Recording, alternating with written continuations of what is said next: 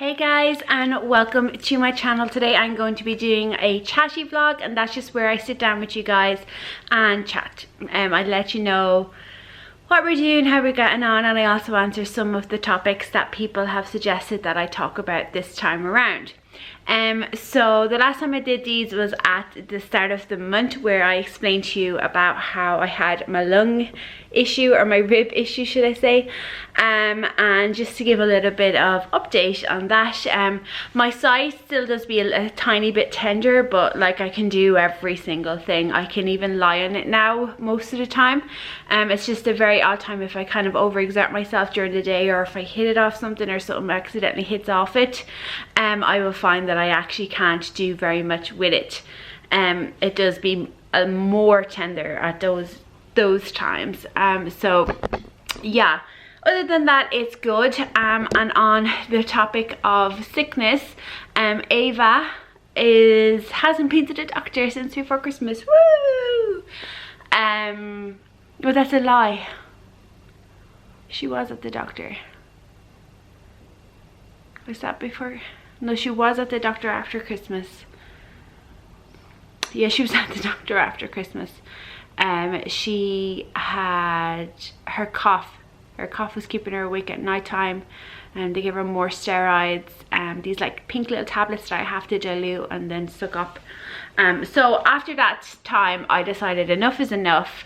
I was giving her a multivitamin and a vitamin D, and you would have seen those in a haul that I done. Myself and my mum and my sister went up north, and I purchased some vitamins there for her, a multivitamin and vitamin D chewy.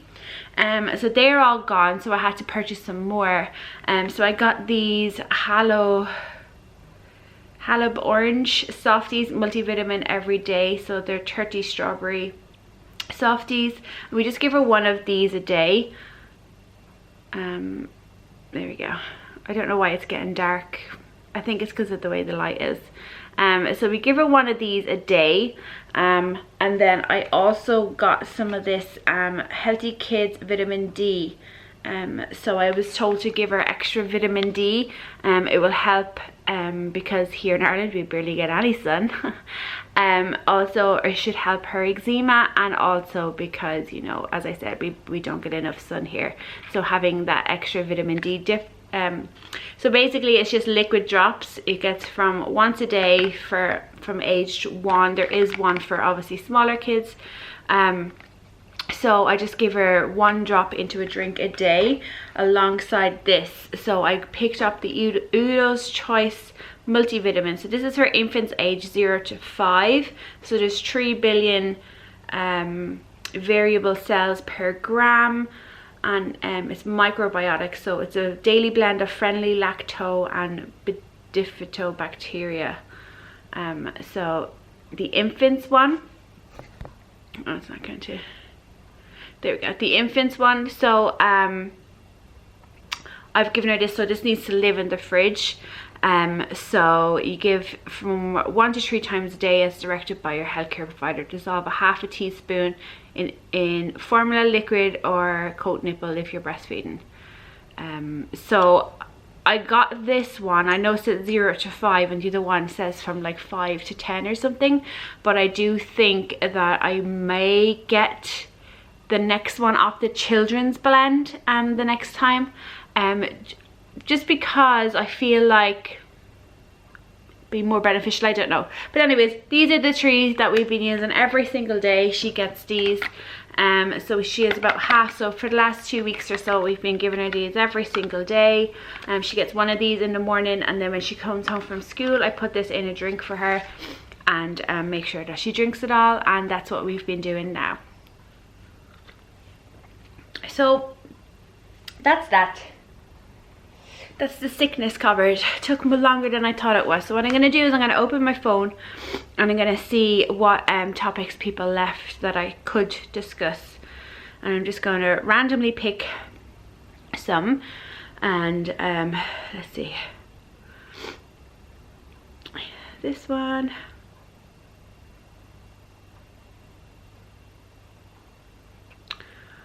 Lots of these I've kind of answered before.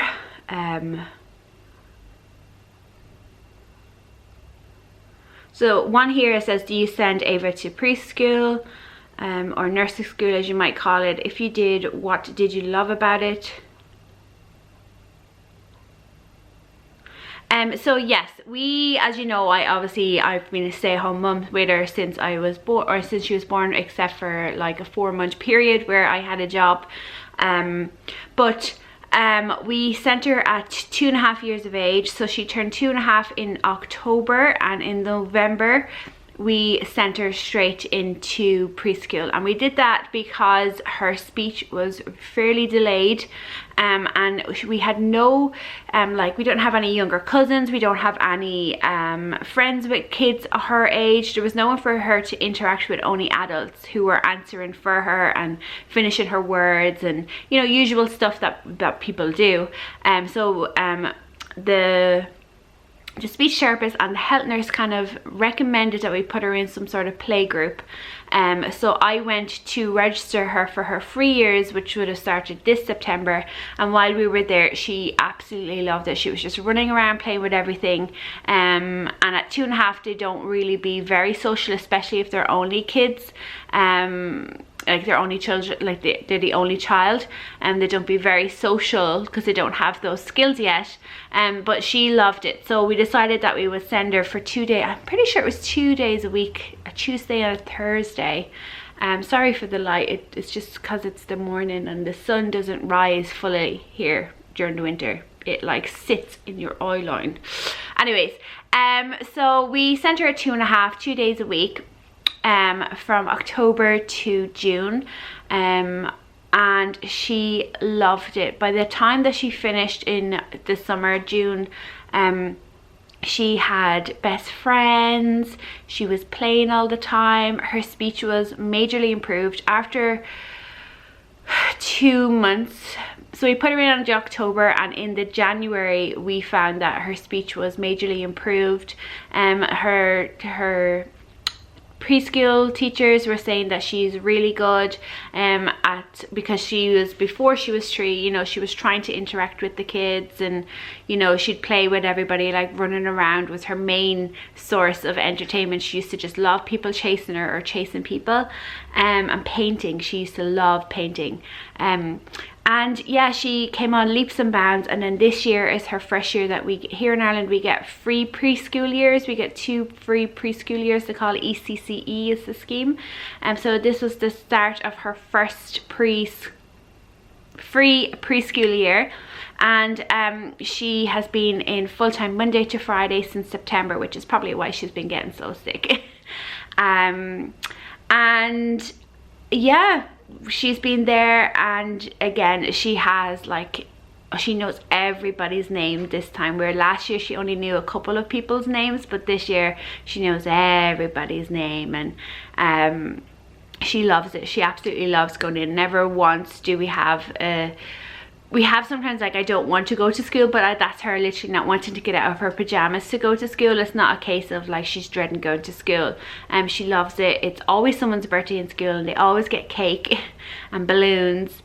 And yeah, she really enjoys that, and she misses it when she's not there. Like over Christmas she was like, is it school today? Is it school today? Because the school obviously closes for like 2 weeks or 2.5 weeks or whatever it is. So we have our February midterms coming up now, and it'll be closed for a whole week, and I know that she'll just be asking every single day. It was honestly the best decision we ever made, especially because her speech was delayed, and because she's an only child with no like younger cousins or friends with kids her age. There was nobody that she could interact with. And we just found it hugely beneficial. And if you're in a position that you can send your child, even if it's just 1 day a week, I would definitely do it, just for their own social skills. But be warned, they're probably going to pick up all of the bugs. So yeah, that's my advice on that. So another one is, will you be moving house in the near future? Well, we would love to move house, we really would, but it's obviously extremely hard for us because Robert is the only earner. Now don't get me wrong, obviously I could go out and get my own job, work there for more than 6 months, and we could possibly get a mortgage on the advice. That's the advice that we've been told, you know, and that is exactly the plan that we had, and the plan is ever changing. As you know, as I said at this a little while ago, that I've been a stay-at-home mum with Ava until she was, well, from when she was born to 6 months I was here with her, and then from 6 to 10 months I had a job, was the worst job in the whole entire world. And since she was 10 months old, I've been here with her every single day. I've been a stay-at-home mum. As you know now, I have this YouTube channel, which earns me some income. Now, not very much income, but it does earn me something. I also have my Etsy, which is constantly building. So I opened that in August, and has budget related items in there. And again, that's steadily kind of growing, and I'm adding more and more products. I'm actually going to be starting to add sticker kits now, which I'm really, really excited about. I don't have a release date yet, but it's something that's coming very, very soon.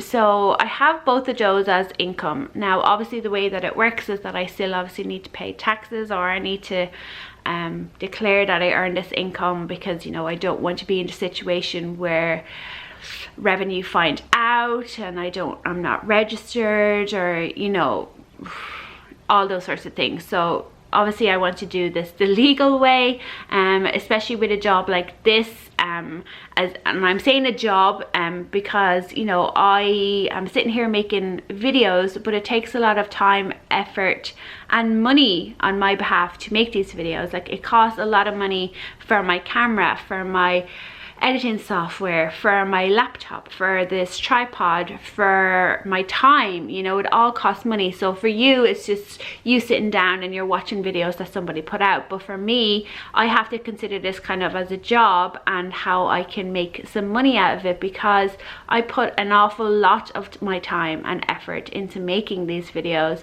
into making my budget channel videos, you know, and I need to see some money coming out of it.